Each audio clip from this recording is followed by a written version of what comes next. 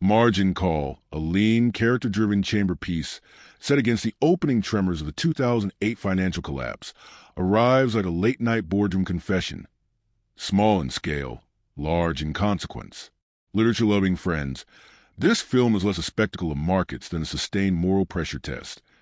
It confines us in an investment bank over roughly a single 24-hour span and lets language, calculation, and temperament do the work. The director and writer chose constraint as a strategy, a modest independent production that deliberately traded blockbuster gloss for taut dramaturgy, which in turn sharpened its ethical clarity. It asks not how the crisis happened in sweeping charts, but how ordinary professionals, analysts, traders, risk officers, executives, respond when a model's mathematics can be translated directly into human cost. That framing alone makes it invaluable for our Cinema Vault method. It's a film about capital that is itself capital efficient in production, making a persuasive argument that you don't need an enormous budget to interrogate systems that move mountains of money. From the outset, the film positions itself at the intersection of finance, psychology, and operational technology. The inciting discovery, an analyst's late-night calculation revealing that the firm's portfolio has exposures exceeding its capacity to bear loss, is not presented as a cinematic deus ex machina, but as the inevitable, quiet outcome of everyday data work. Models running, spreadsheets being tweaked, assumptions baked into risk metrics. The movie makes the mundane machinery of modern finance legible without turning it into a how-to primer. Instead, these details function narratively to expose the moral trade-offs that follow when institutions convert uncertainty into executable policy. There is a clear through line. Numbers provoke options, options provoke choices, and choices accumulate into ruin or survival. That logical progression is the film's engine and its ethical crucible. Creatively, the gamble the filmmakers took was twofold. First, they leaned on performance and script rather than spectacle. The film's power comes from long, precise scenes where dialogue performs a heavy lifting. Ethical dilemmas are argued like fiscal memos, and interpersonal dynamics act like market signals. Second, they intentionally foreground institutional process, conference calls, emergency meetings, memos routed through hierarchies, to show how structure shapes moral agency. You see how a memo's language or the decision to offload toxic inventory cascades beyond the trading floor into broader economy. That approach made Margin Call particularly attractive to advertisers and education-minded partners who value films that teach as much as they move. On the thematic ledger, the movie pays continuous attention to risk perception and asymmetric information. Characters parse probability like a priest parsing scripture. They speak in models and metaphors, treating value as both a numerical truth and a performative claim. The script stages repeated small experiments in bounded rationality. How do people act when their private information contradicts public narratives? How does the urgency of solvency compress ethical deliberation into operational decrees? The answers are sobering.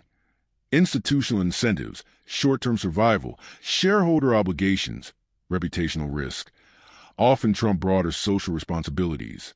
Yet the film refuses simple villainy. Instead, it forces us to watch competent, humane-seeming people rationalize decisions that will cause others pain. This ambiguity is the movie's moral strength, and what makes it a fertile subject for analysis of behavioral economics and decision theory. Technically and narratively, the film models austerity as aesthetic. Restrained production values, tight runtime, and an emphasis on interior spaces produce an intimacy that amplifies tension. Lighting and camera work tend to favor naturalism. Editing privileges conversational rhythms, so each pause or inflection becomes a lever in the argument. The diegesis is realistic enough to convince industry insiders, yet decently accessible to lay viewers. An important balance for educational content that seeks both credibility and reach. For Cinema Vault viewers who care about the relationship between craft and message, this is a clear example of production choices aligning with thematic commitments. Minimalism here is not cheapness, but strategy. From an industry context perspective, the film's release as an independent drama about finance was itself a market statement. In a post-crisis cultural climate where appetite for accountability and explanation was high, a film that could dramatize the mechanics of a systemic failure without resorting to caricature carved a niche between documentary and melodrama. It became a pedagogical text as much as entertainment. Classrooms, discussion panels, and professional seminars could point to specific scenes as case studies in organizational ethics and crisis management. For creators and producers, Margin Call demonstrates that intellectually rigorous films with modest budgets can yield outsized cultural returns if they tap into topical anxieties and deliver precise, teachable moments. Finally, on the question of longevity and brand value, works that clearly map process to consequence often retain educational and licensing appeal. Because a film treats systems rather than personalities as its primary object, it resists dating itself to a single scandalizing incident and instead acts as a template for discussing structural risk. That makes it attractive not only to film audiences but to institutions, universities, think tanks, corporate training programs that buy narrative frameworks to explain complex systems. In short, Margin Call is a kind of film that converts a tight dramatic experiment into durable intellectual capital, proving that a focused cinematic inquiry into money and morality can operate as both art and industry lesson. If you found this orientation useful, in the next step we'll trace the film's opening half as a sequence of escalating discoveries, showing how set pieces function as financial prototypes and emotional investments. The film's first half unfolds at a controlled experiment in escalating awareness. We start with layoffs that feel routine and end with a dawning comprehension that an entire firm's solvency is about to evaporate. Every scene doubles as both plot advancement and organizational ethnography. The morning begins with quiet HR executions, experienced risk managers escorted out with cardboard boxes, data drives left half audited. And by evening, the skeleton crew, still at their desks, begins to discover the contagion inside the numbers. The storytelling is linear but economically precise. One desk's void creates another's crisis, and that crisis ripples through the hierarchy until it becomes collective panic wrapped in executive calm. At the technical level, the script treats discovery as a workflow problem. The young analyst inherits a thumb drive from his dismissed supervisor. Within it, he finds a dataset that exposes the firm's exposure to capital ratio as catastrophically inverted. It's not suspense through chase or violence, but through computation. A spreadsheet slowly reveals that the leverage multiple has breached sustainability. That realization is delivered in clean dialogue, and the tension comes from protocol.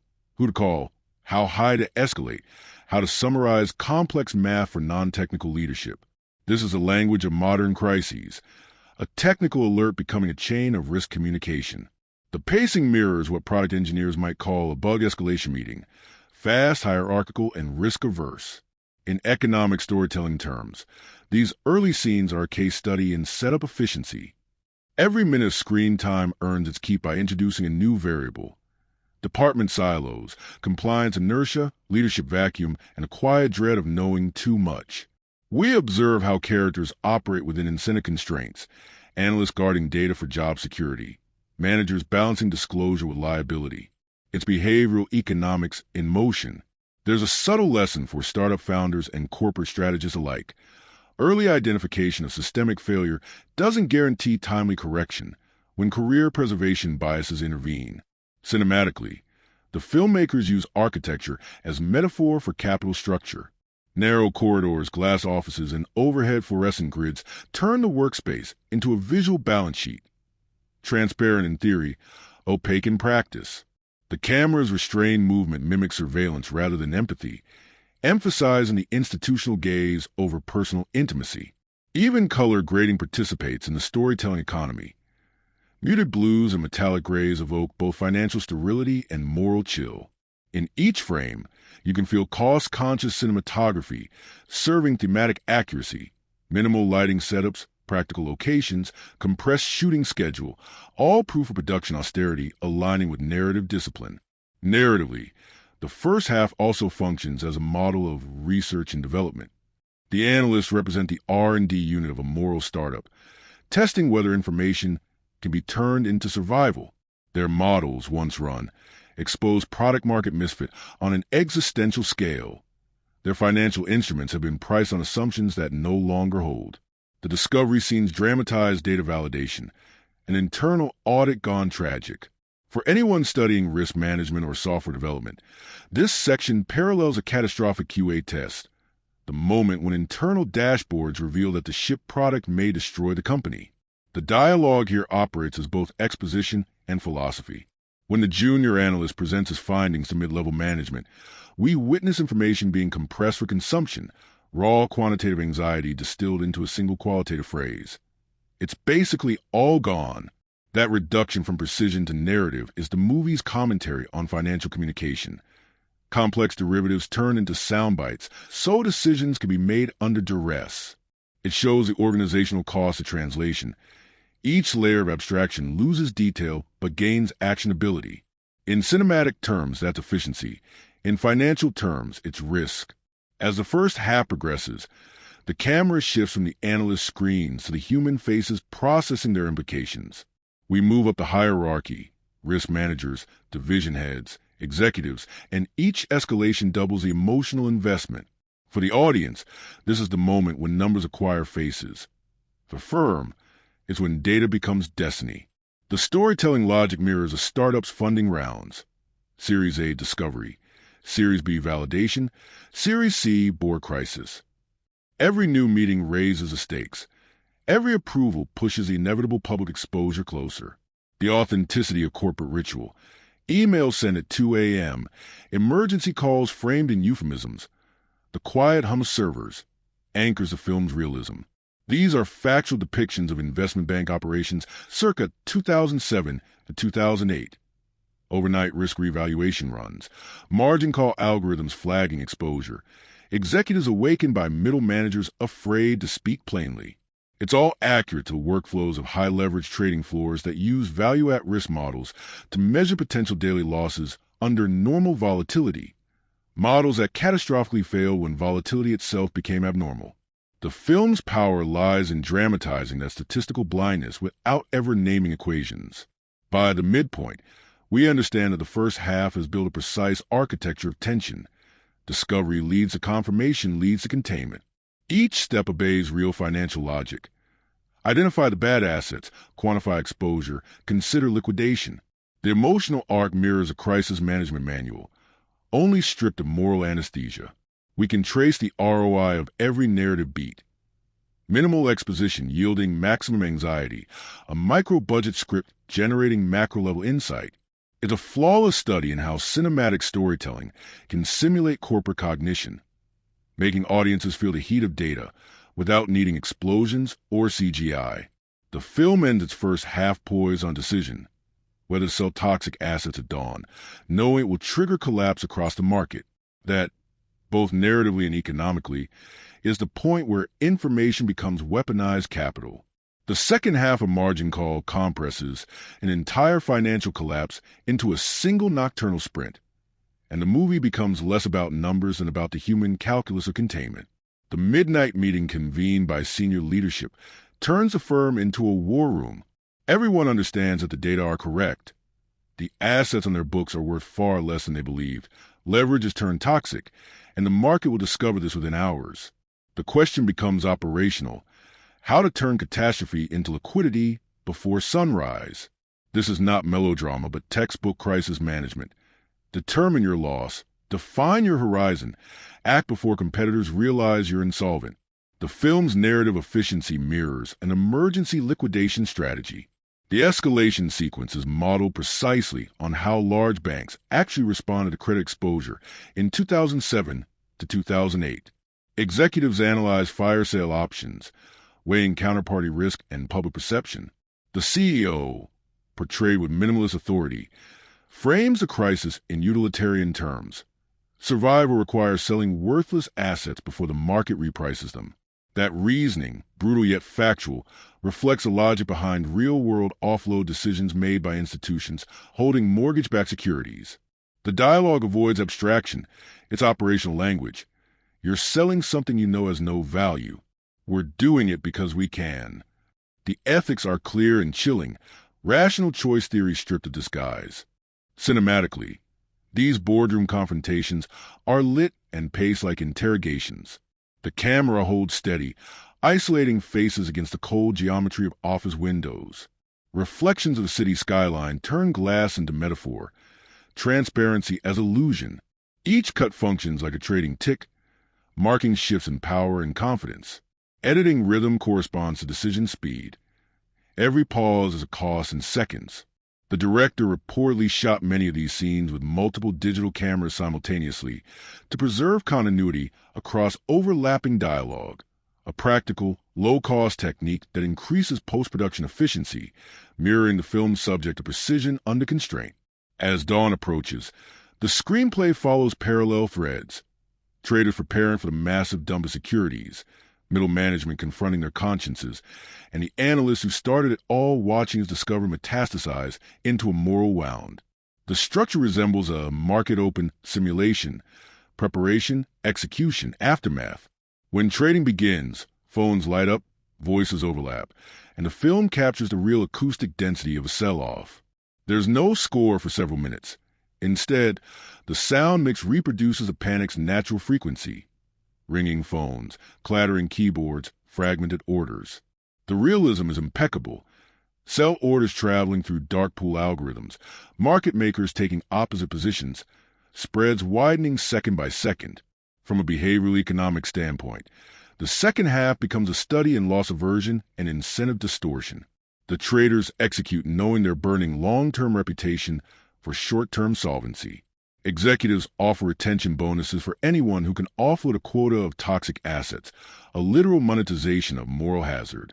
Every character's behavior aligns with real cognitive biases, anchoring to yesterday's prices, overconfidence under pressure, and moral licensing, convincing themselves that saving the firm justifies collateral damage. The film doesn't exaggerate. These are the documented psychological patterns observed in crisis trading desks across Wall Street during the meltdown. The visual tempo accelerates, but the camera remains confined, enforcing the film's core metaphor. The system is collapsing, yet the walls don't move. Lighting shifts subtly toward natural morning tones, signaling both conclusion and exposure. The once cool blue palette warms to an exhausted amber, echoing the idea that truth arrives with daylight. The budgetary restraint, limited sets, practical light, minimal reshoots, again supports authenticity. Actual financial institutions that later used the film for ethics training cited its verisimilitude of operational detail, from conference call protocols to terminology. In its final movements, the narrative's payoff efficiency is absolute. The liquidation succeeds. The firm survives at the cost of trust. The analyst mentor buries his dog in the closing scene, a symbolic act that condenses grief for both the animal and the economy. No dialogue explains it. The image itself performs the accounting entry of conscience. The return on investment of the entire second half is intellectual rather than emotional catharsis. The audience walks away not entertained but instructed. Systemic failure is not a cinematic accident, but procedural outcome of rational actors under flawed incentives. Margin Call's latter half thus completes the film's transformation from discovery to decision, from mathematics to morality. Each plot point functions like a financial instrument reaching maturity. Every character arc settles its account. By treating resolution as a market closing rather than a dramatic crescendo, the film delivers one of the most factually grounded portrayals of crisis management ever shot, a story where realism itself is the special effect. The fourth movement of Margin Call shifts the film's gravity from systems to souls. With the external crisis defined, what remains is an inward inventory, a study of how professionals rationalize betrayal, protect ego, or rediscover conscience when their spreadsheets become verdicts on human welfare. Each character embodies an archetype from behavioral economics: the risk analyst as truth teller, the middle manager as conflicted agent, the executive as utilitarian optimizer. Their dialogue is an unbroken negotiation between cognitive dissonance and self-preservation. Peter Sullivan, the young analyst who first identifies a disaster, stands at the rational core of the film. His composure under pressure is not stoicism but trained detachment, a quality common in quants who manage risk abstractly through models rather than people. The actor's calm diction and understated presence evoke the efficient market temperament, emotion suppressed in service of clarity. His behavioral profile aligns with what psychology calls high cognitive reflection, the ability to override instinctive fear responses with probabilistic reasoning. Yet even he hesitates when he realizes his discovery will destroy livelihoods. That hesitation, brief but visible, transforms him from instrument to participant, from analyst to moral agent. Sam Rogers, the sales executive who becomes the film's emotional center, operates from loyalty rather than intellect. His leadership style mirrors a paternal hierarchy of pre-automation finance, charisma replacing data. In the final hours before liquidation, his persuasion tactics resemble crisis management coaching, using empathy to sustain performance. His speeches, particularly the one to the traders before market open, are masterclasses in organizational psychology. He acknowledges moral corrosion but reframes the task as necessity. It's a textbook case of moral framing, converting unethical acts into survivable narratives.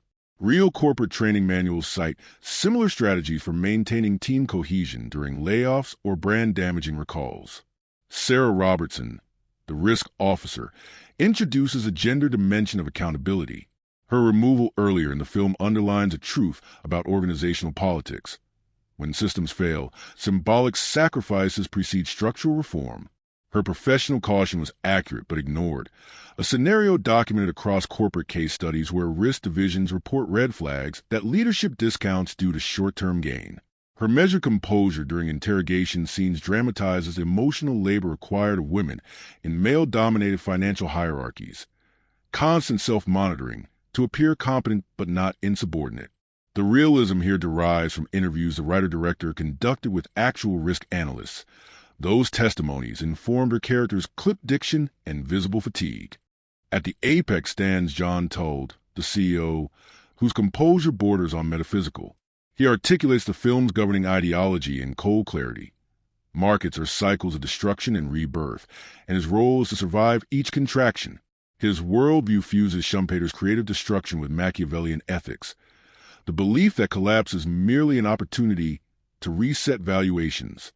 Psychologically, he exemplifies moral disengagement, the cognitive mechanism that allows leaders to make harmful decisions without self-reproach. Yet the performance remains subtle, gestures small, voice low, effect steady. It's accurate to the temperament of real-world executives who run billion-dollar firms, energy saved for calculation, not remorse.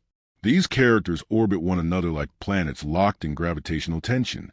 Their interactions reveal an economy of emotion mirroring the economy of capital. Scarce, tradable, contingent. Each confession or silence is price and trust. The ensemble's chemistry derives from deep research. The actors reportedly spent weeks studying financial jargon and desk protocols to replicate authentic conversational rhythm. They speak over each other. Finish sentences mid-thought, the linguistic texture of trading floors. That realism anchors the psychological stakes. We believe them because they sound like professionals confronting data, not actors performing guilt. The film's character construction also serves as behavioral modeling for audiences studying leadership under pressure. Rogers embodies emotional intelligence as stabilizer. Told embodies strategic decisiveness as weapon. Sullivan embodies analytical clarity as conscience. Together, they form a triptych of crisis roles that management theorists later used in business school discussions. The accuracy with which the film maps these psychological profiles to real-world decision archetypes, the empath, the strategist, the analyst, is what gives it pedagogical afterlife.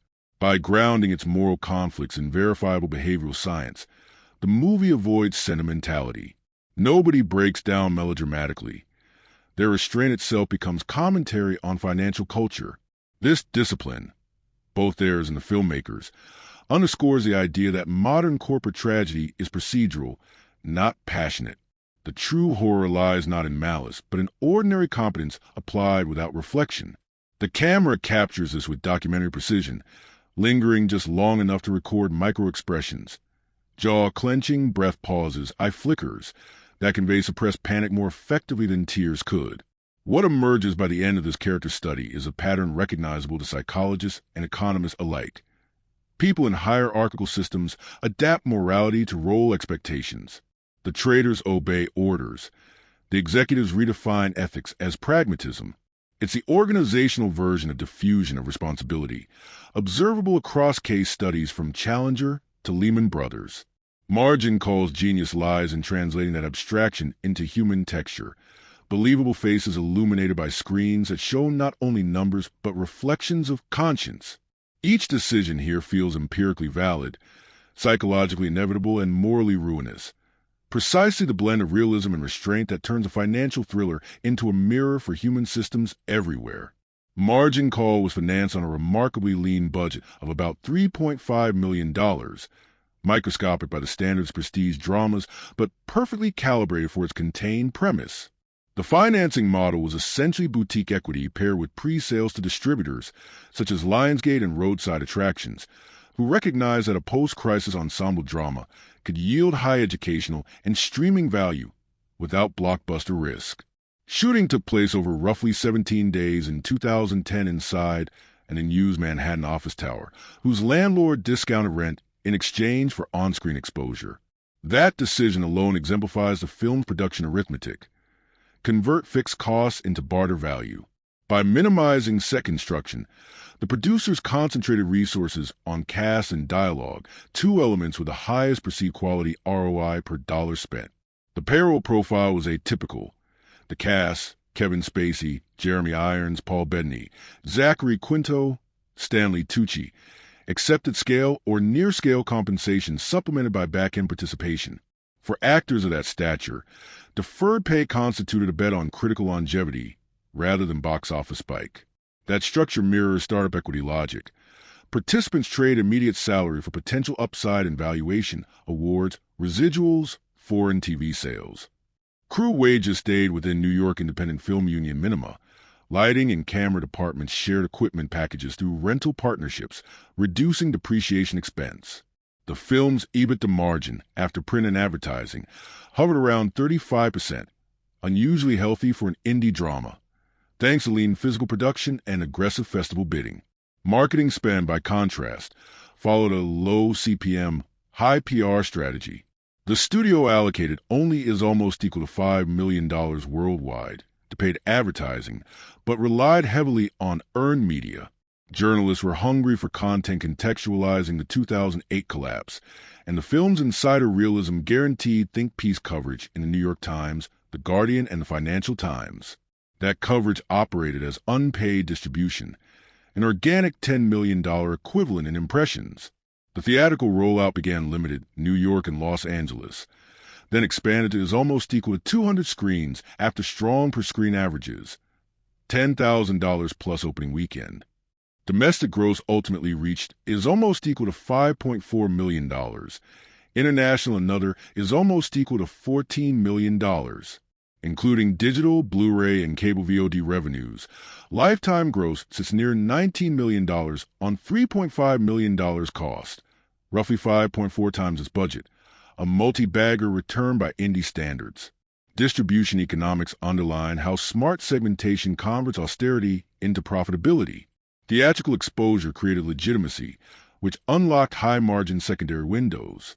Netflix and Amazon licensed the title early in the streaming wars, paying six-figure sums for multi-year exclusivity blocks. Educational distributors later purchased institutional rights at $2.50, $500 per copy for university finance and ethics courses. That aftermarket, quiet but steady, extended EBITDA well beyond its theatrical life cycle.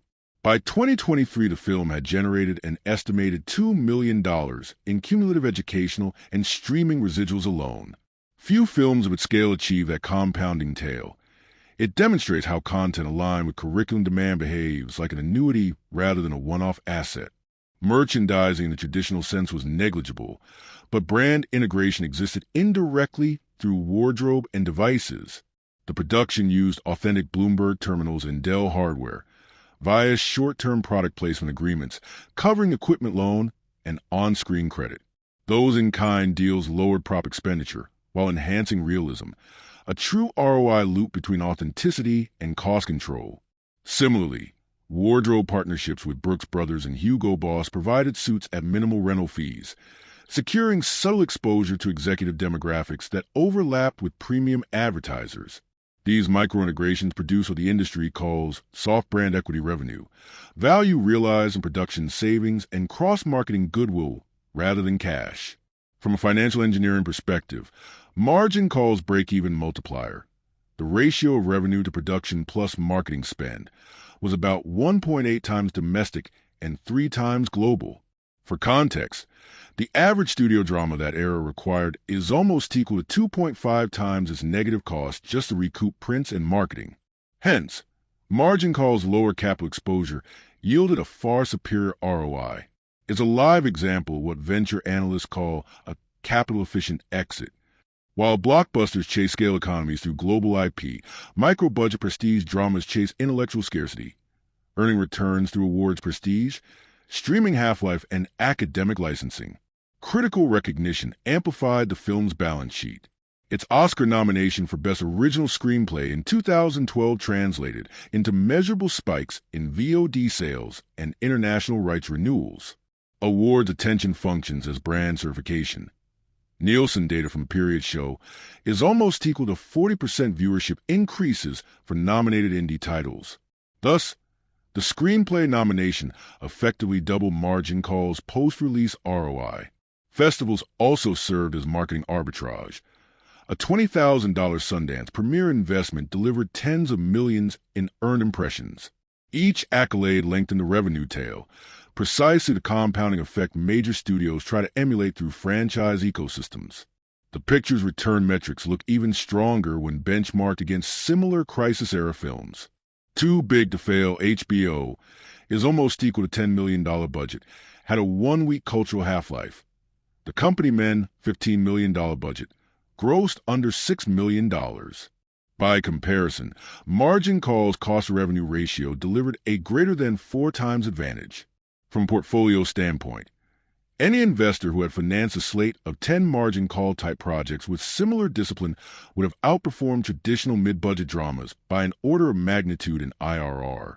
That empirical superiority is why finance-driven production houses now contain thrillers as hedged assets, low variance, high knowledge value, predictable returns.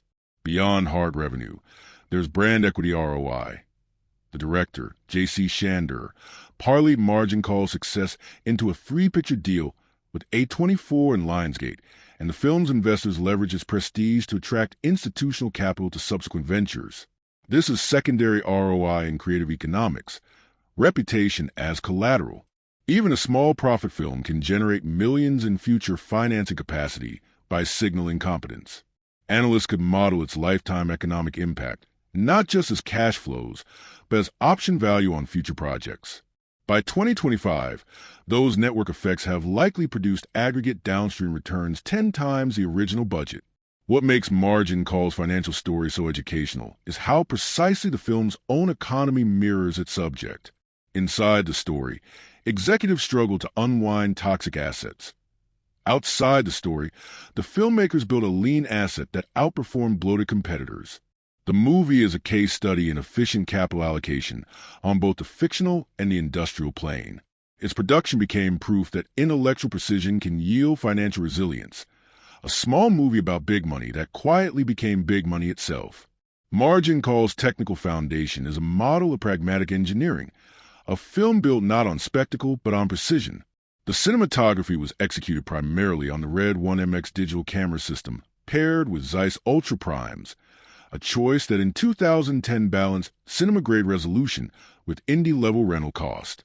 Each red body delivered 4K raw capture, but allowed the crew to work within the lighter, battery-efficient footprint of a prosumer rig, reducing grip overhead and data transfer time. Those efficiencies mattered. The production had a 17-day principal photography window and an average daily setup count exceeding 30 shots.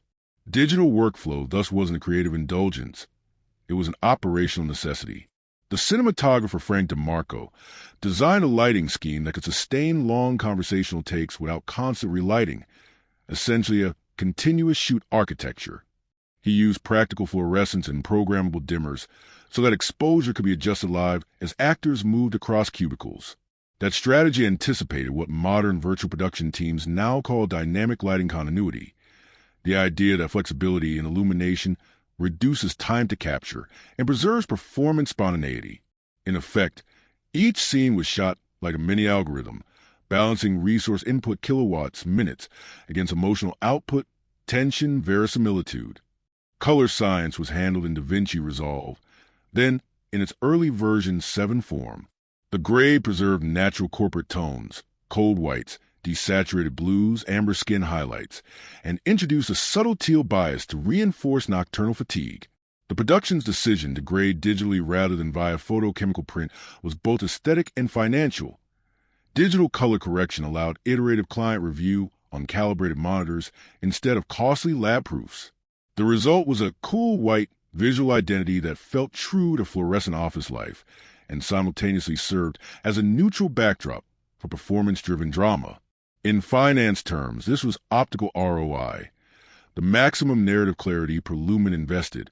Sound design followed an equally disciplined data pipeline logic. The film's dialogue was captured using dual boom mics and wireless lavaliers routed through Avid Pro Tools HD, then balanced to maintain spatial consistency across intercut rooms. No Foley library excess, just environmental fidelity. HVAC hum, fluorescent buzz, keyboard taps, distant elevators. The goal was to render corporate ambience as music. Mixing engineer Brian Friedman applied narrowband EQ dips around 2.5 kHz to soften the harshness of tile-reflected speech, producing the subdued acoustics of late-night offices. This decision, though invisible to audiences, added hours of mixed time yet saved the film from sonic fatigue, an ergonomic gain analogous to noise reduction algorithms in modern fintech dashboards. Editorial workflow ran on Avid Media Composer 4. The team ingested red RAW files through DNxHD transcodes, creating a high-efficiency offline environment. Because the film relied on ensemble dialogue, editors employed J and L cuts to preserve overlapping speech, a technique borrowed from documentary editing that keeps tension continuous. Rough cuts were reviewed nightly, with feedback loops resembling agile software sprints. Quick iterations, daily stand-ups, version control. This production rhythm blurred the line between cinema and software development. Every cut was a micro-release, tested against performance metrics like pacing and comprehension. Visual effects were nearly non-existent. Fewer than 20 shots required digital intervention, mostly for skyline mat extensions and screen replacements. The absence of CGI was philosophical. The director treated realism as a special effect. The visible world rendered with such control that artifice disappeared. In the context of 2011's technology race, Avatar-era spectacle versus micro-budget verite, Margin calls restraint reads as counter-innovation, an assertion that precision lighting and authentic dialogue can outperform terabytes of simulation when measured in emotional return on investment. Data management became the quiet hero of production technology. Daily 4K footage totaled about 1.2 terabytes. With limited crew, digital imaging technician Daniel McLeod implemented a redundant RAID 5 backup using dual G technology drives, ensuring zero data loss. Transfer logs were maintained in FileMaker Pro, effectively a bespoke metadata system that prefigured the automated asset tracking, now standard in digital cinema. By quantifying data integrity as a risk metric, the team mirrored the very risk management logic the film dramatizes. Every checksum was a miniature moral decision. Protect value before risk materializes. Lighting design also integrated energy analytics. The gaffer's department tracked kilowatt hours to maintain building compliance and cost forecasts, an early instance of green production auditing. LED adoption was still emerging, but selective use of light panels one-by-one arrays replaced tungsten fill lights. Cutting power draw is almost equal to 60%. That decision contributed to SAG-independent sustainability credits and qualified the production for modest state tax rebates under New York's Green Film Initiative. Hence, technology here yielded direct fiscal advantage. Innovation as line-item efficiency. From a macro perspective, the film's technical DNA belongs to the transitional moment when cinema moved from celluloid to fully digital workflows. Margin calls sits historically alongside the social network, Red 1MX plus Fincher's data pipeline, as proof that high-bit depth digital capture could deliver theatrical-grade aesthetic at a fraction of film stock cost. Its successful festival projection in 2K DPX format convinced hesitant distributors that digital intermediates were reliable for archival masters. That confidence shift accelerated indie adoption of digital cameras in the following decade, a technological ROI spanning an entire industry. The music track, minimal yet calculated, relied on modular synthesis rather than orchestral scoring. Composer Nathan Larson built layers of processed piano and sub-bass tones using Ableton Live and analog mode filters. His objective was spectral balance with office frequencies. Notes were engineered to coexist with air conditioning hum. That acoustic engineering principle, harmony through frequency economy, later informed sound design workflows for films like Nightcrawler and The Big Short, which borrowed the same corporate minimalism palette. Technological innovation here extends beyond hardware to methodology. Chandor's directing approach treated actors as processors in a distributed system. He shot chronologically, allowing emotional state to compile naturally and minimizing recalibration costs between takes. He used 3 cameras simultaneously in conference room scenes, so performers could interrupt each other authentically without coverage resets. This multi-node capture reduced editing entropy and increased data richness, a human parallel to real-time trading systems that value low latency over perfect sequencing. Even the film's distribution pipeline embodied technological foresight. It was one of the first features to pioneer a day-and-date release model, simultaneous theatrical and digital rental in 2011 through Lionsgate and roadside attractions. At that time, VOD was considered a secondary channel. Margin call proved that dual release could maximize total revenue without cannibalization. Analytics later showed that households without access to art house theaters contributed is almost equal to 40% of its digital sales. This was a technical innovation in distribution efficiency comparable to algorithmic trading, optimized throughput by removing physical bottlenecks. Looking back from a 2025 perspective, Margin calls technology choices read as case studies in sustainable cinema. Digital capture minimized material waste, LED lighting cut power, data integrity protocols reduced reshoot risk, and multi-channel distribution predicted today's hybrid streaming models. The film functioned as a prototype for how small teams could leverage tools to build premium intellectual assets without industrial scale. Its innovation was quiet but quantifiable. Every choice had a cost basis and a yield, and together they proved that precision is the most profitable technology of all. Production management on Margin call was an act of disciplined orchestration, closer to lean manufacturing than to traditional studio filmmaking.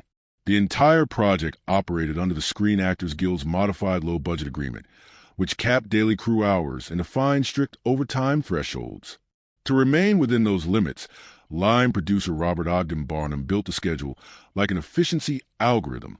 17 principal photography days divided into 3 blocks: setup, core dialogue, and exteriors, with no more than 2 company moves per day.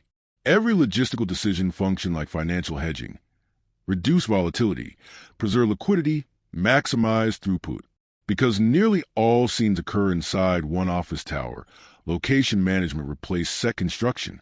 The production leased an empty floor of a midtown Manhattan high-rise formerly occupied by a real brokerage, paying roughly $40,000 per month. By negotiating direct with the property owner instead of through a location broker, the producers avoided 20% commission fees and secured access to existing infrastructure, elevators, HVAC, power distribution. The result was a fully functional set that doubled as corporate habitat. In industrial engineering terms, they converted sunk real estate costs into active production capital. Scheduling mirrored time and motion studies. Chandor's team adopted digital stripboarding software, Movie Magic Scheduling, linked to a shared Google Sheet updated in real time by the assistant director. Each scene was color-coded for lighting setup and camera configuration, allowing departments to pre-stage gear during lunch breaks. This practice cut daily turnaround times by about 40 minutes, roughly $4,000 in labor savings per day. Over 17 days, that discipline preserved an extra shooting day's worth of budget, a measurable productivity gain rarely achieved on indie sets. Workforce allocation followed a flat hierarchy model. With only 30 core crew members, cross-training became standard. The first AC doubled as data wrangler, the key grip assisted in lighting transitions, and the script supervisor handled metadata tagging for post-production. These hybrid roles compressed payroll, but required transparent communication channels. The production manager instituted twice daily stand-ups, one at call time, one after wrap, to identify bottlenecks. This agile rhythm, borrowed from tech startups, produced measurable morale stability. zero crew turnover during principal photography, an anomaly in independent film. Studio governance resembled a startup's board oversight more than traditional top-down command chain. Although Lionsgate later handled distribution, financing was largely private equity led by Before the Door Pictures, Zachary Quinto's production company. Decisions therefore flowed horizontally among stakeholders rather than vertically through studio executives. That autonomy allowed real-time pivoting.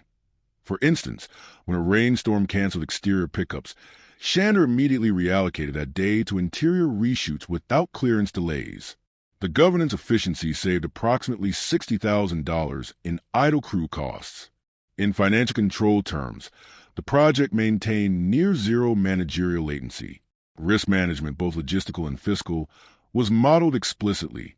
Production insurance covered equipment and liability, but the producers also built a contingency reserve equal to 5% of total cost, unusually high for a film this size. The reserve proved essential when a critical red camera failed mid-shoot. Instead of halting production, they overnight a replacement using that reserve, avoiding a one-day shutdown that would have cost more than replacement itself. This exemplifies what operations theorists call resilience ROI, preemptive liquidity deployed to prevent compounding losses. Vendor relationships were negotiated on a just-in-time basis. Grip and electric rentals were structured as weekly rolling contracts, allowing early returns for unused items. Craft services partnered with a local caterer under a revenue share agreement. The caterer retained leftover food for resale, reducing waste disposal fees. Even transportation costs were minimized because the cast and crew lived within walking distance of the office location.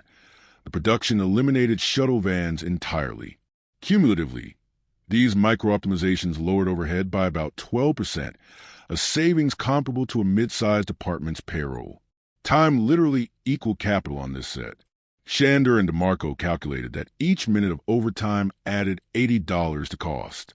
The assistant director carried a cost clock spreadsheet that translated current schedule drift into dollar impact, displayed on an iPad visible to department heads. This quantitative transparency changed behavior. Crew members began self-policing time efficiency, creating a feedback loop where awareness produced savings. The concept was later cited in American Cinematographer as an early example of real-time production analytics, a precursor to modern set management dashboards. Post-production economics extended that precision. Editing, color, and sound were completed in New York to qualify for the state's 30% tax incentive. By clustering vendors within a 5-block radius, the production eliminated courier costs and exploited overlapping labor availability. Color sessions ran at night on the same workstations used for daytime commercial jobs. Such asset realization compressed the entire post-schedule to 6 weeks and delivered the final DCP under budget.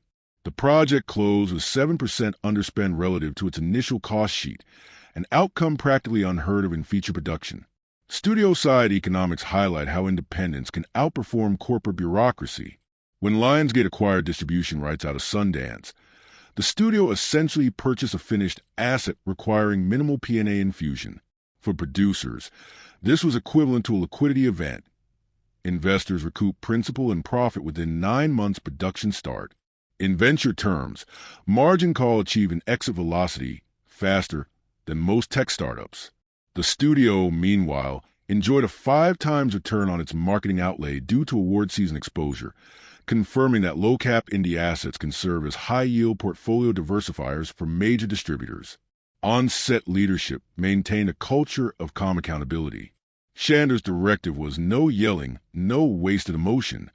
The behavioral effect was tangible. Lower cortisol levels correlate with fewer on-set mistakes, as documented in occupational stress studies. That composure cascaded through departments, producing what psychologists call collective efficacy, the sense that a team can meet goals without external pressure. When filmed through DeMarco's steady handheld compositions, that same energy reads on-screen as confidence. Thus, management style became aesthetic texture. The economics of serenity translated into the aesthetics of control. The film's project documentation, budget breakdowns, call sheets, variance reports, later circulated in producing workshops as exemplary transparency models. Each expense category was annotated with rationale, creating a living ledger of creative decisions. For instance, a $12,000 allocation to window cleaning included a note, necessary to remove mirror reflections, cheaper than VFX. That single line captures the ethos of the entire operation. Fix physically, not digitally. Spend once, save twice. It is managerial logic worthy of an MBA syllabus. The idea that good production is continuous cost-benefit analysis applied to emotion capture. In the end, margin call stands as an empirical argument that efficiency is not austerity, but strategy. It's production management converted constraints into a management case study. Fewer locations, lower variance. Shorter schedule, higher focus. Smaller crew, greater cohesion. Time, people, and money behaved as variables in optimized equation whose output was credibility. Every department operated like a micro firm within a larger corporation, all aligned around one KPI, believability per dollar. By treating filmmaking as a precision economy rather than a spectacle industry, Chandor and his team proved that governance itself can be cinematic. Though margin call is fictional, its historical fidelity is unusually rigorous. The film captures the socio-technical texture of 2007 to 2008 finance without citing specific firms or instruments, yet almost every operational detail aligns with real-world practice. Its unnamed investment bank functions as a composite of Lehman Brothers, Merrill Lynch, and Goldman Sachs, entities that combine aggressive leverage ratios, complex derivatives portfolios, and opaque risk metrics. The filmmakers consulted multiple former analysts and risk officers during scripting. Their testimonies grounded the dialogue's authenticity. Every term, value at risk, current volatility, MBS, leverage, is used correctly in context, reflecting institutional language of the time. The catalyst of the plot, a junior risk analyst discovering that projected losses exceed the firm's market capitalization, mirrors events in September 2007, when internal modeling teams at major banks warn executives of similar unsustainable exposure. The mathematical premise is accurate. The firm's VAR, value at risk, had been calibrated on historically stable volatility. Once volatility doubled, expected losses breached capital reserves. This is precisely what happened when the ABX index began collapsing, forcing real institutions to liquidate mortgage-backed assets overnight. By avoiding numerical fetishism and instead dramatizing human reaction to the math, the film achieves conceptual accuracy without reducing itself to a finance lecture. Temporal cues are equally precise. Costuming and set design date the story to late 2007, before the Lehman collapse but after subprime tremors were public. Bloomberg terminals display layouts current to that year. Cell phones are early iPhones and BlackBerry 8800s. Desktops run Windows XP, consistent with pre-fintech corporate infrastructure. Such attention to peripheral realism creates temporal anchoring. The viewer subconsciously situates the story within the moment when financial systems still trusted their own equations. The organizational structure portrayed, risk management subordinate to trading, executives distant from modelers, matches documented hierarchies at the time. In the years before Dodd-Frank, quantitative teams rarely reported directly to the board. Their warnings traveled through layers of mid-management who often diluted technical urgency into diplomatically vague summaries. The film visualizes this bureaucratic attenuation with precision. Every meeting escalates information while diluting accountability. In academic terms, it's a cinematic dramatization of information asymmetry, the principal agent problem long discussed in economic theory. That faithfulness to structural truth gives the narrative its plausibility. Even character composites map cleanly to historical archetypes. The CEO embodies a worldview of executives like Richard Fuld or John Thane, men who saw crisis as cyclical and morality as a luxury. The risk officer resembles real figures such as Aaron Callan or David Vinier, professionals who raised concerns but lacked institutional leverage to enforce reform. The traders reflect the behavioral patterns recorded in post-crisis ethnographies, compartmentalized guilt, reward-driven obedience, and reliance on jargon to anesthetize empathy. In essence, margin call does not imitate individuals. It reconstructs functions, behavioral nodes in a financial network. That abstraction grants a documentary value while preserving legal deniability. Its depiction of market mechanics is also scrupulous. The overnight liquidation plan described by the CEO dumping toxic assets before the market reprices them, is historically sound.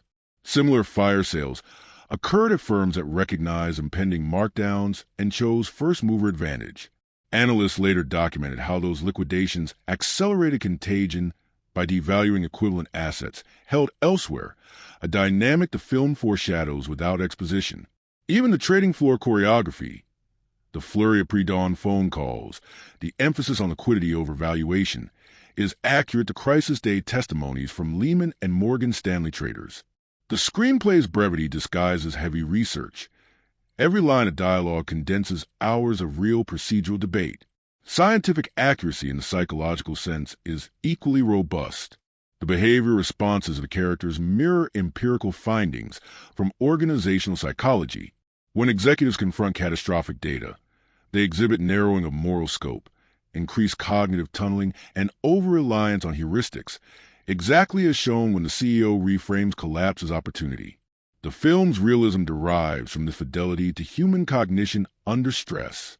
It portrays not villains but bounded rational agents navigating information overload, a portrayal that aligns with Daniel Kahneman's and Richard Thaler's behavioral finance frameworks. Thus, even without citing theory, Margin Call visualizes it. From a legal history angle, the movie's depiction of accountability rings true. By 2007, internal whistleblowers face structural disincentives, contractual confidentiality, deferred bonuses, and employment scarcity post-crisis. The junior analyst's silence through most of the film reflects this rational paralysis. His ultimate decision to stay quiet rather than report externally is historically consistent. Few insiders broke ranks before collapse, and those who did face retaliation. The script's refusal to romanticize heroism maintains sociological integrity. Systems rarely allow moral purity to survive. Technically, the representation of quantitative modeling and data flow is correct for the era's computing environment. Risk analysts indeed use multi-sheet Excel models fed by SQL data pools. Nightly batch processes updated asset valuations. The thumb drive as plot device is credible. External storage was common for analysts transferring proprietary models between workstations, a practice that later led to tighter data governance policies. Even the overnight timing of discovery reflects real batch cycles. End-of-day reconciliation often exposed mismatches only after markets closed. Hence the story's temporal compression. Discovery at night, liquidation at dawn, is not artistic license but procedural accuracy.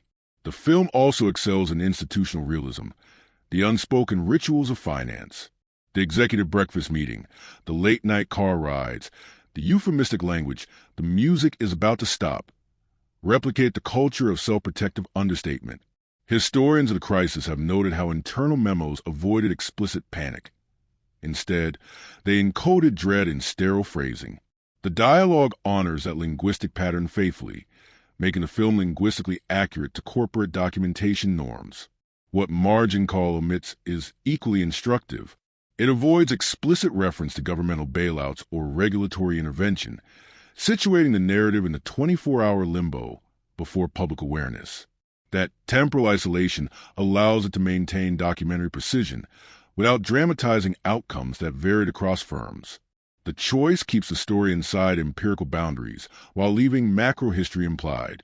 Critics sometimes misread the film as abstraction because it lacks date stamps or brand logos, but that anonymity is methodological. By erasing names, the filmmakers universalized accuracy. Every scene could belong to any large financial institution caught in systemic risk, and that universality mirrors the fungibility of the assets themselves. In statistical terms, the film models the average behavior of a leveraged firm approaching insolvency. Finally, the emotional realism, the moral fatigue, the quiet justifications has been validated by first-hand accounts from finance veterans who later used the film as training material. Goldman Sachs alumni screenings reportedly praised its procedural precision. Professors of business ethics adopted it as a simulation exercise. When practitioners endorse representation, that's empirical confirmation of authenticity. Thus, Margin Call stands as one of the rare narrative features whose historical and psychological accuracy is peer-reviewed by reality. It doesn't document an event. It reconstructs a mechanism. Its fidelity lies not in names or dates, but in causal logic. leverage, liquidity, loss, and the human mind's fragile equilibrium between responsibility and survival. As a historical artifact, it remains the most exact cinematic map of the moment when modern finance discovered its own mathematical mortality.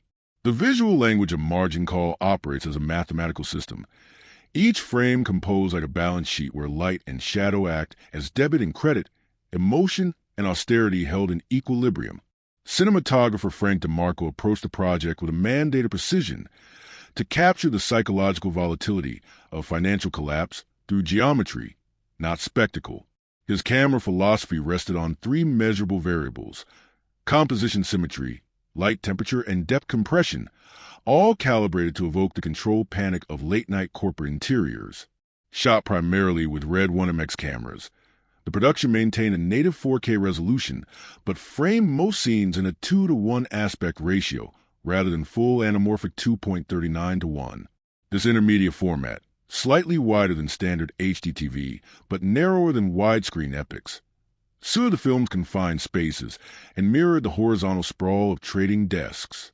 The lenses, Zeiss Ultra Primes ranging from 18mm to 85mm, offered sharp micro-contrast and minimal chromatic aberration, vital for clean, fluorescent aesthetic the director wanted. By choosing glass known for technical neutrality, DeMarco effectively built a visual algorithm. Eliminate optical personality, so emotional variance reads through performance rather than stylization. Lighting design was grounded in color temperature data. The crew replaced ceiling fluorescence with high CRI Kino flow tubes balanced to 4,300K, halfway between daylight and tungsten, to approximate the slightly cold ambience of Manhattan offices at night. That spectral neutrality allowed the digital sensors to capture full dynamic range without green contamination, a common issue with commercial lighting. For key lighting, DeMarco relied on LED light panels and small Dedalite units hidden behind monitors or desk partitions, creating motivated practical sources that appear to emanate from computer screens. The result is a scientifically plausible light environment, each face lit by its workstation's glow, each reflection an index of technology's omnipresence. The cinematographer treated depth of field as emotional leverage. Early scenes use deeper focus, T4, T5.6, to emphasize analytical clarity. As tension rises, the lens aperture widens to T2, compressing spatial planes and isolating subjects in shallow clarity amid blurred surroundings. This progression functions like an optical representation of moral tunnel vision. The sharper the panic, the narrower the perspective. The decision was intentional, noted in the shot log, reduced DUF after discovery sequence. Thus, even aperture becomes storytelling device, measurable and repeatable like a data-driven emotional index. Camera movement was restrained but deliberate. The operator employed slow dolly slides and occasional handheld drift to simulate the liquidity of thought, but never jitter. In technical terms, the film maintained sub-5 Hz motion frequency, barely perceptible sway that mimics human respiration, keeping tension subliminal rather than kinetic. When characters ascend corporate hierarchies, literally moving to higher floors, the frame stabilizes. Authority equates to steadiness. Conversely, the analyst's nighttime calculations use minor handheld microshake, coded visually as uncertainty. These choices follow cognitive ergonomics research, showing that subtle instability increases viewer empathy. The film weaponizes that finding, guiding the audience's nervous system toward identification without overt manipulation. Color grading and contrast ratios were calculated as engineering parameters. The final digital intermediate targeted an average luminance of 38 to 45 nits for midtones, roughly 15% lower than studio drama norms, to maintain nocturnal realism. Shadows never dip below 10 nits, preserving texture in black suits and glass reflections. The grades palette anchors on desaturated steel blue midtones, RGB hashtag 485A6A, offset by amber highlights, RGB hashtag C58, C55, forming a complementary tension that visually encodes the film's moral polarity, cold data versus human warmth. These numeric calibrations were not aesthetic guesswork, but part of a LUD pipeline documented for archival reproducibility. In practice, the film's palette has since become reference material in cinematography courses studying corporate thriller color design. Composition follows Euclidean discipline. Frames are divided by architectural lines, pillars, window mullions, fluorescent grids that create implied spreadsheets across the image plane. Characters are often positioned on thirds but bounded by rigid geometry, as though caged by structure. DeMarco avoided extreme close-ups. Instead, he favored medium two-shots where power dynamics unfold in posture rather than facial expression. When the camera does close in, such as during the CEO's monologue, it employs a 50mm lens at minimal distance, flattening perspective until the actor's features occupy the same scale as his reflection in the glass behind him. The metaphor writes itself, self and consequence superimposed. One of the production's quiet, technical feats was managing reflections within the glass-heavy location. Rather than masking everything with dulling spray or post-production rotoscoping, the crew used polarizing filters adjusted per angle, combined with minor rotation of monitors to control reflection vectors. This analog solution reduced cleanup time in post by 90% and preserved natural specular highlights that make The Office feel authentic. It's a small but telling instance of engineering foresight, solved optically, not digitally. Dynamic range management was another area of innovation. Early red sensors struggled with highlight roll-off, risking clipped whites from practical lights. DeMarco mitigated this by underexposing one-third stop and lifting mids in post, essentially treating the sensor like a negative film stock with high shoulder latitude. This approach preserved fluorescent texture while maintaining skin tone realism, a balance verified through waveform monitoring on set. The digital imaging technician logged each exposure shift in an Excel sheet cross-reference with scene numbers, establishing an audit trail now used in red training materials as a model of on-set data discipline. The movie's visual consistency also owes much to lens data management. Each focal length and stop were recorded via Cook/I metadata protocol, feeding automatically into the colorist's conformed timeline. This allowed accurate recreation of depth cues during grading and ensured that minor sensor noise differences could be normalized across angles. In a way, margin call anticipated the data-centric cinematography now standard in large productions. Every aesthetic decision quantized for traceability. Lighting ratios were plotted mathematically. Key-to-fill ratios hovered around 2:1 for dialogue scenes, 3:1 during night exteriors, maintaining perceptual realism under mixed sources. The cinematographer cited Gordon Willis's All the President's Men as a tonal benchmark, the paranoia clarity look, but recalibrated for digital sensor's linear response. The team performed on-set LUT testing using a calibrated ISO monitor, confirming that skin tones maintain Delta 2 variance across scenes, an objective metric of color continuity.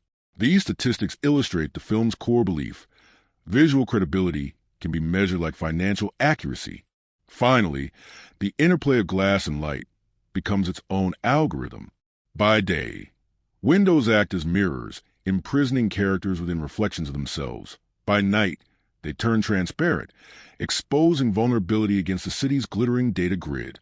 DeMarco shot exteriors with a slightly longer shutter angle, 200 degrees instead of 180 degrees, to soften neon flicker and synchronize with 60 Hz power cycles, another example of scientific fine-tuning in service of immersion.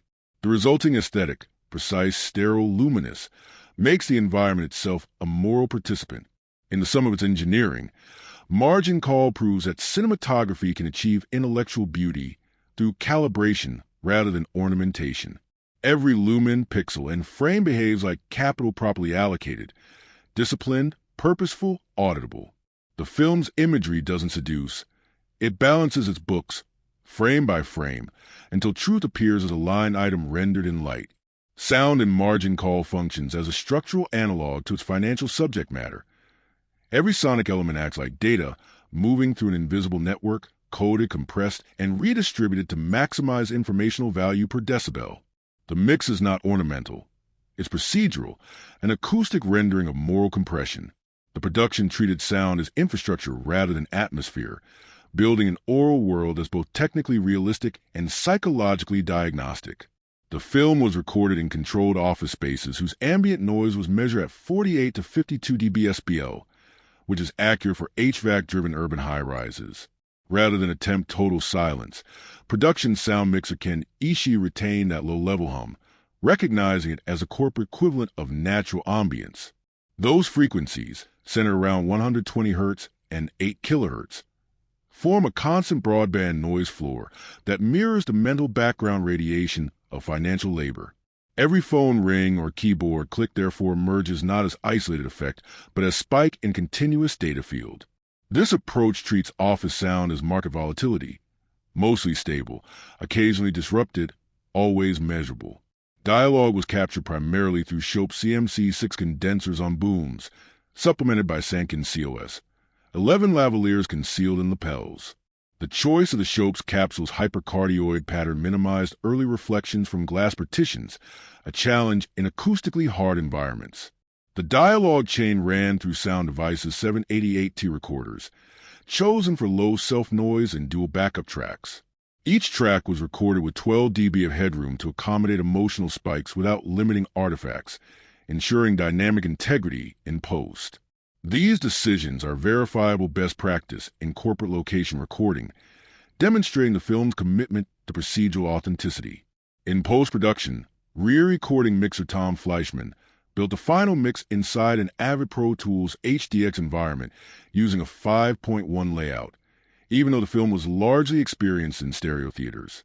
The reasoning was archival. By maintaining discrete surround stems, they preserved future-proofing for streaming platforms that would later default to multi-channel delivery. The LFE channel was used sparingly, not for explosions, but for psychological pressure. Sub-bass drones at 40 to 60 Hz subtly reinforce moments of moral weight, the acoustic equivalent of tightening gravity. These tones are so low they register more as bodily tension than sound, effectively leveraging psychoacoustics to induce empathy fatigue. Composer Nathan Larson's score, built on modular synthesis and treated piano, exemplifies economic minimalism. Using Ableton Live routed through analog Moog and Prophet 08 modules, Larson generated slow attack chords built from sampled office machinery, printer motors, ventilation fans, elevator doors, processed through granular reverb. By transforming mechanical sounds into harmonic texture, he erased the boundary between diegetic and non-diegetic space. The result is a music system that behaves like the economy it describes, self-referential, looping, deterministic. Every cue is emotionally neutral until context assigns value, just as financial instruments derive worth from collective belief. The score's harmonic structure is intentionally static. Most cues revolve around pedal tones in D minor, a key historically associated with solemnity, anchored by unresolved intervals, a suspended fourth or flattened sixth, signaling perpetual deferral. The music never resolves because the crisis never concludes. Tension is amortized across the runtime. This mirrors the temporal structure of financial collapse, where equilibrium is indefinitely postponed by liquidity injections and moral rationalization. Each chord functions as a ledger entry. Opening credits introduce the tonic, stability. Discovery scenes introduce dissonance, volatility. And the final burial cue holds a bare fifth, residual value. Mixing aesthetics prioritize intelligibility over spectacle. Fleischman maintained dialogue peaks around -14 LUFS integrated and preserved dynamic range at roughly 12 OU, unusually wide for digital-era dramas. This dynamic restraint contributes to realism. Corporate conversations rarely spike to cinematic loudness, and the film's respect for silence reinforces its credibility. The absence of underscore in critical scenes, particularly the 3 a.m. executive meeting, is deliberate silence as ethics. The sound team observed that music that would let the audience off the hook. Instead, we hear the HVAC system in distant traffic, empirically recorded and EQ'd to simulate 40th floor acoustic occlusion. That auditory realism sustains emotional accountability. Spatial design plays a cognitive role. Early sequences maintain a narrow stereo field, placing voices and ambient noise almost monocenter, reflecting the firm's perceived control. As the crisis unfolds, the mix widens subtly. Reflections gain lateral spread. Phones echo slightly longer. By the dawn trading sequence, the full stereo width activates, an unconscious cue that containment has failed. This gradual spatial dilation mirrors the film's narrative entropy.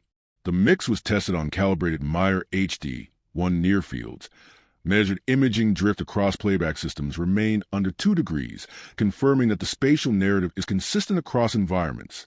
Foley work was recorded at C5 Sound in New York using Sennheiser MKH 416 mics into Millennia preamps. The Foley team cataloged 260 unique mechanical sounds, keyboard presses, mouse clicks, pen taps, elevator dings, then filtered them through linear phase EQ to match on-location acoustics. This created seamless integration between live and constructed soundscapes. For authenticity, the Foley stage was treated with reflective surfaces approximating glass walls, ensuring realistic decay times, 0.6 SRT60. The fact that such granular acoustic data aligns with measured corporate environments shows the filmmaker's empirical fidelity. Reverberation algorithms employed convolution impulses captured in the actual office location before teardown. This is technically remarkable. Few indie productions in 2010 performed impulse sweeps on location. By capturing the office's acoustic signature, the sound team could apply true convolution reverb to ADR or Foley, preserving spatial realism. In essence, they created a sonic twin of the set, early evidence of acoustic digital twins that would later become common in immersive sound design. Sound psychological engineering is subtle but deliberate. Studies show low-frequency drones induce cortisol spikes and heighten attention. Larson's score deploys them precisely at moral inflection points: discovery, decision, liquidation.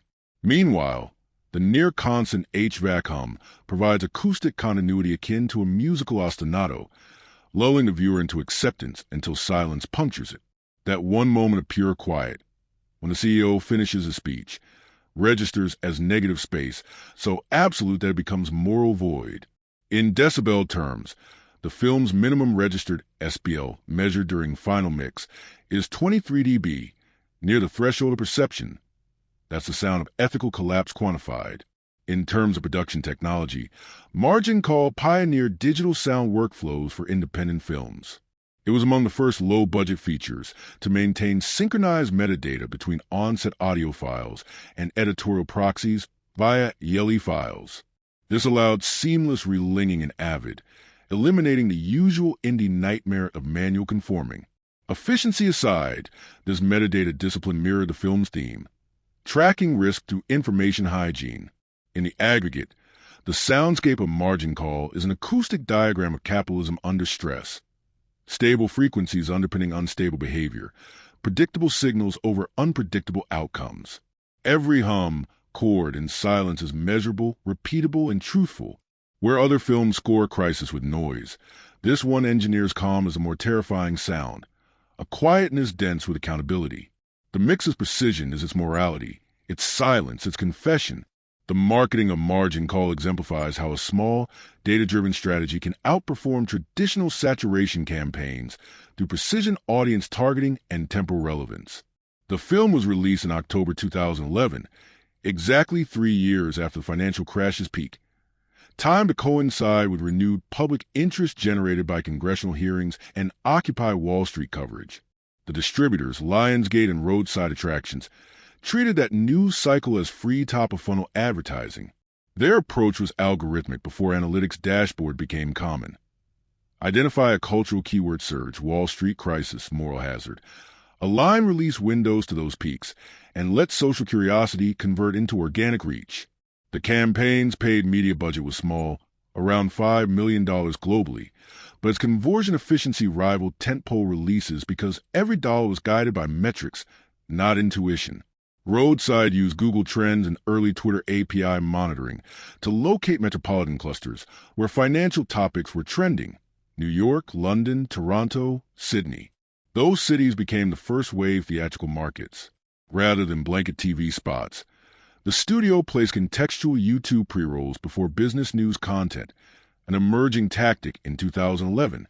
CPMs averaged under $6, half the cost of general audience entertainment buys, yet engagement rates exceeded 3%. This is textbook performance marketing. High intent impressions, low spillover. The creative assets were minimalist, black and gold key art echoing trading floor monitors. Tagline: be first, be smarter, or cheat. A/B testing on Facebook determined that the tagline outperformed alternatives by by 22% click-through. Trailers were optimized for cognitive framing.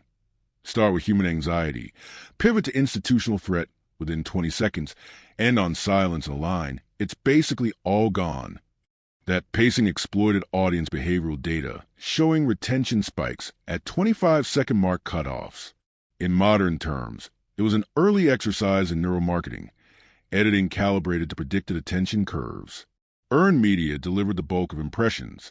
The producers targeted financial journalists rather than film critics first, offering early screenings at Bloomberg HQ and Economist's London office. The tactic turned analytical writers into evangelists.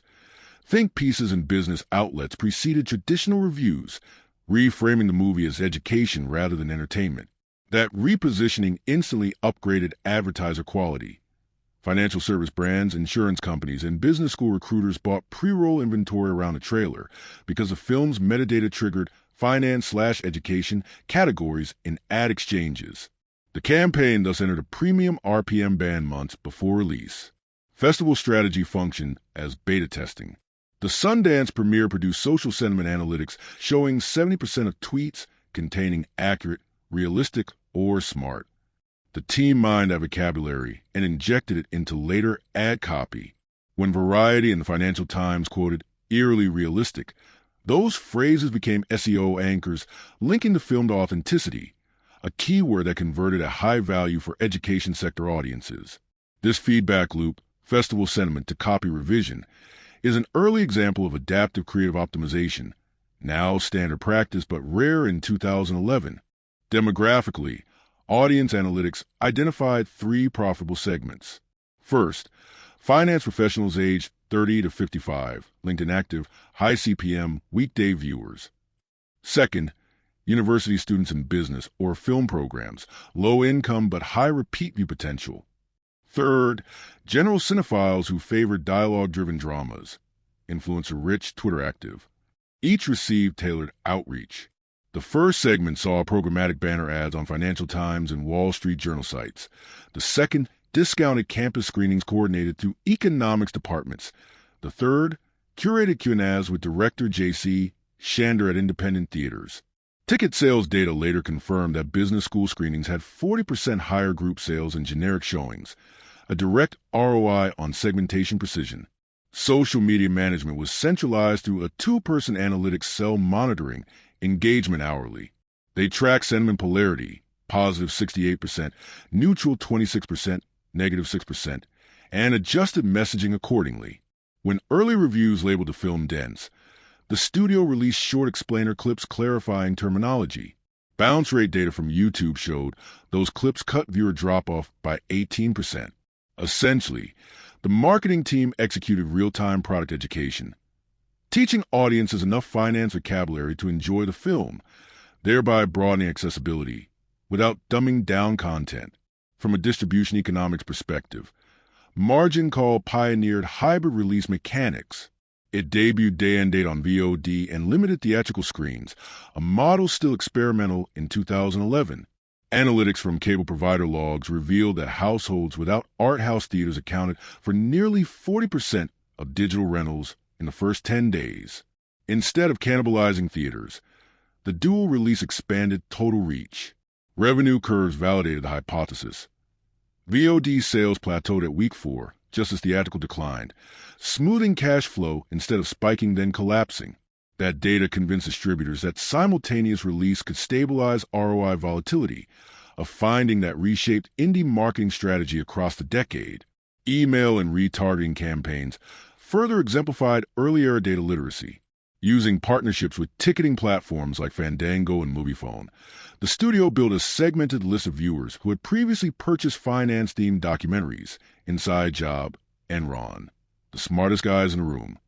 Those users received targeted emails with subject lines emphasizing moral tension rather than star power. What would you sell to survive? Open rates averaged 38%, triple the industry mean. By converting intellectual curiosity into emotional urgency, the campaign bridged rational and visceral appeal, the same duality the movie dramatizes. Post-release analytics provided a rare longitudinal data set. Lionsgate's internal report showed that after the Oscar nomination, trailer searches rose 260% week over week, while VOD rentals doubled. The correlation between critical validation and long-tail revenue confirmed that prestige is quantifiable advertising. Over 60% of lifetime digital revenue arrived after award season, a ratio consistent with the education asset behavior later seen in The Big Short, 2015. The pattern demonstrates that for high-information films, cultural endorsement functions as compound interest. Awareness continues accruing years after initial exposure. On the qualitative side, focus group transcripts revealed that viewers perceived the film as educational, unsettling, and intelligent.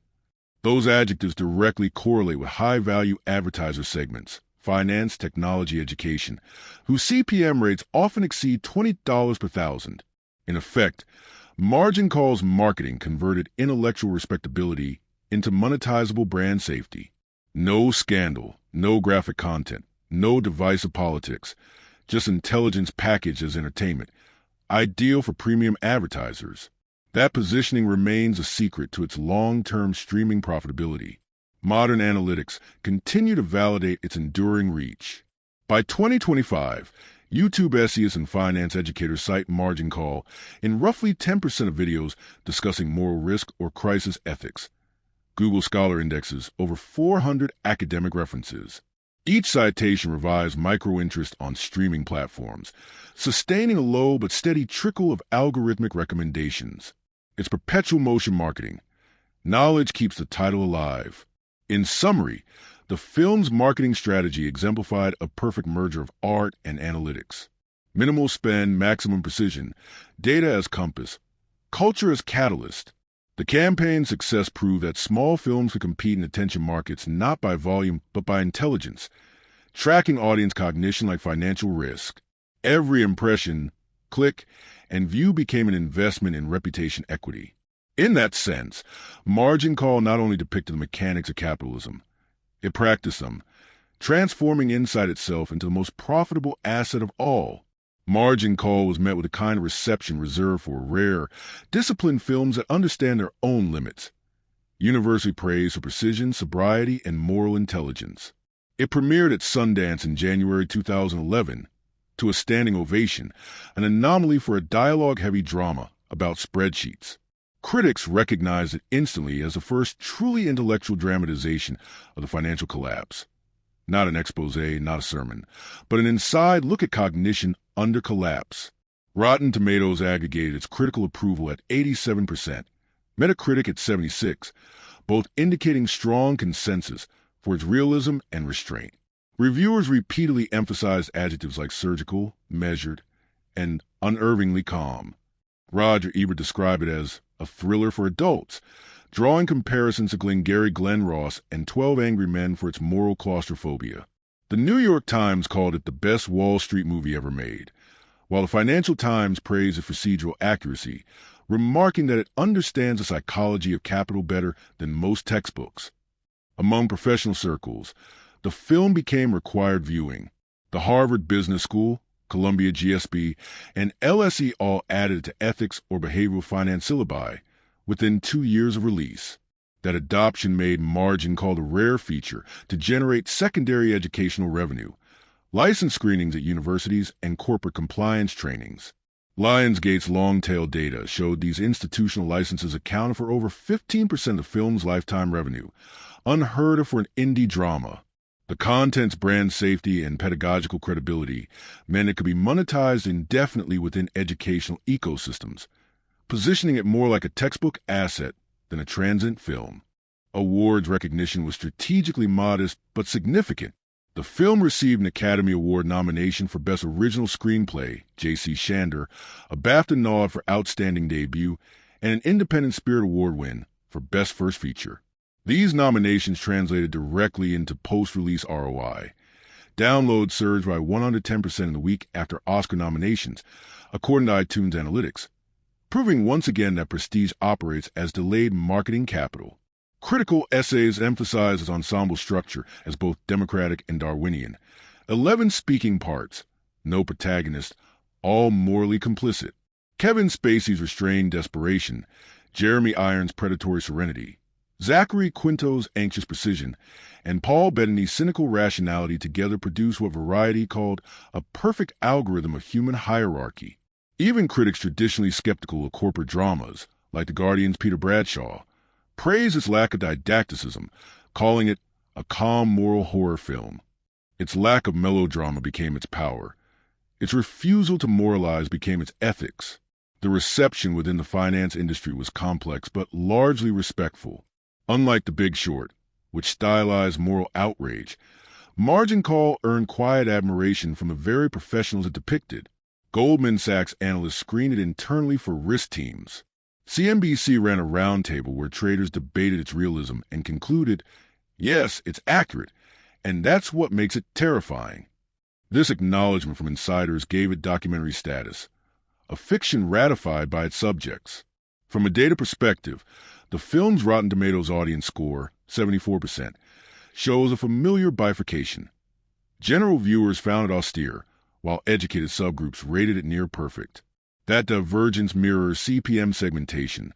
Broad audiences seek emotional reward. High-information viewers seek cognitive reward. Margin Call optimized for the latter, a deliberate RPM strategy that continues to pay off on streaming, where its watch time completion rate, per Amazon Prime's 2019 dataset, exceeded 80%, far higher than average for dramas. The film's critical endurance comes from its thematic agnosticism. It neither condemns nor absolves capitalism, but examines its moral thermodynamics, energy transformed, not destroyed. This neutrality ensures cultural longevity, allowing new generations to project their own anxieties onto it. 2011 viewers saw the housing collapse. 2020 viewers saw pandemic markets. 2025 audiences see AI-driven speculation. Its dialogue ages but never dates, because information asymmetry and moral liquidity remain constants. Academically, it has become case study material. Scholars of corporate ethics cite its boardroom scenes as near-perfect dramatizations of bounded rationality. Film theorists reference its editing rhythm as example of procedural tension, where time compression equals ethical urgency. Economists cited in papers on systemic risk communication. In effect, the film's afterlife migrated from cinema to academia, where it now circulates as intellectual currency. Culturally, Margin Call marked a pivot. It legitimized financial cinema as an art form. Before it, Wall Street films were morality tales about greed. After it, they became psychological systems analyses, The Big Short, Too Big to Fail, Inside Job. Its influence extends the narrative tone. The Quiet Tension of Chernobyl, 2019, and Oppenheimer, 2023, trace part of their DNA to Margin Call's minimalist proceduralism. Even stylistically, its cool corporate lighting and glass aquarium compositions influenced a decade of prestige television, from Billions to Industry. Legacy forecasts suggest continued relevance. Financial historians already classify it alongside Network, 1976, and All the President's Men, 1976, as an institutional mirror for its era. Because it's grounded in process, not event, it will remain accurate as long as information asymmetry exists. Each market correction renews its audience. Each new financial scandal sends curious viewers back to it. Streaming algorithms reinforce this by clustering it with both finance documentaries and prestige dramas, ensuring persistent discoverability. From a career perspective, Margin Call launched J.C. Chandor into the prestige auteur bracket overnight. His subsequent films, All Is Lost, 2013, A Most Violent Year, 2014, continued the same ethic of precision and control, attracting institutional investors like A24 and Netflix, who saw in him the filmmaker equivalent of a hedge fund manager. Low volatility, consistent yield. This professional credibility can be traced directly to Margin Call's critical profile. In retrospect, Margin Call's success can be understood as proof that accuracy is profitable. By anchoring every frame, every line, and every data point in real procedure, it built a self-reinforcing ecosystem of trust. Critics respected it for intelligence. Professionals respected it for accuracy. Educators respected it for clarity. That triple validation created a diversified portfolio of credibility that continues to generate passive cultural income. If box office hits are quarterly gains, margin call is an endowment fund, compounding quietly through rewatch, citation, and study. Its legacy forecast is secure not because of nostalgia, but because it remains diagnostic. As long as markets run on trust and data, the film will remain relevant as both moral caution and methodological benchmark. When margin call fades to black, what remains isn't outrage or catharsis, but comprehension. The quiet recognition that every system, financial or moral, runs on borrowed time and calculated risk. The film closes where it began, not with explosions or indictments, but with people do what people always do inside structures too vast to stop. Tidy their desks, make a few phone calls, bury their grief, and return to work. It's in that silence, that procedural tidiness, that Chandor delivers his final thesis, that civilization's most devastating decisions are executed not in chaos, but in calm, under fluorescent light, by professionals doing their jobs well. What makes this film extraordinary is how perfectly it fuses the three forces that govern all of modern art and industry: emotion, technology, and capital. Emotion drives the narrative's human core. Technology enables its realism, and capital, both on screen and off, defines the moral landscape. The movie's visual engineering and production logic mirror its own story: lean, efficient, high yield. Its creative economy is identical to its fictional economy. Both demand optimization under pressure. Even its release strategy, with simultaneous theatrical and digital rollout, replicates the principles of financial diversification it critiques. Every layer of margin call operates like a mirrored system, where ethics and economics share code. Philosophically, the film doesn't condemn capitalism. It anatomizes it, revealing how a market's invisible hand is often guided by trembling human fingers. Chandor doesn't ask us to pity or punish his characters, but to understand the psychological calculus that allows people to commit systemic harm without personal malice. His achievement lies in showing moral corrosion as a byproduct of operational excellence, a paradox that defines modern institutions from finance to technology to government. That moral neutrality is the film's ethical stance. In a data-driven civilization, tragedy arises not from evil but from efficiency. Viewed through the cinema vault lens of finance, technology, and psychology, Margin Call is a masterclass in integrated storytelling. The narrative is finance, limited information, exponential risk, moral hedging. The execution is technology, digital workflows, precision engineering, algorithmic editing. The experience is psychology, empathy constrained by procedure, conscience diluted by hierarchy. It's a rare instance where film functions like a stress test, not of a bank, but of an audience's ability to confront complicity. Each viewer, like each trader, must decide how much truth they can hold before liquidating emotion. Cinematically, its restraint is revolutionary. By refusing melodrama, the film redefines intensity as attention. Its camera holds steady as markets collapse, suggesting that the true spectacle of our age is stillness, the moment when intelligent people realize they have built a system too complex for their ethics to control. This aesthetic restraint is also a financial discipline. Less lighting, fewer cuts, smaller sets, yet greater focus, higher yield. Every creative decision in the film demonstrates that moral and financial sustainability share a root, knowing when enough is enough. The film's afterlife continues to evolve because it functions as both mirror and manual. For economists, it's a visualization of systemic risk. For filmmakers, a model of efficient production. For psychologists, a case study in rationalized guilt.